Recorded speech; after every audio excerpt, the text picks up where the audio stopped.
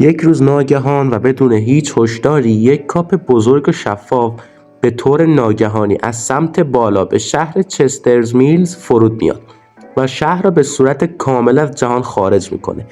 این کاپ یک باریکه نامرئی و نفوذناپذیر را به شهر تبدیل میکنه و هیچ کس نمیتونه از اون عبور و یا از بیرون آن ارتباط برقرار کنه. مردم شهر با این اتفاق غافلگیر میشن و با تمام تلاش خود سعی میکنن راهی برای فرار از این کاپ پیدا کنند و باعث توجه دیگران به این مشکل بشوند. در طول سریال شخصیت‌های مختلف و گروه‌هایی از افراد به دنبال پاسخ‌هایی درباره این کاپ عجیب هستند و سعی می‌کنند راز آن را کشف کنند.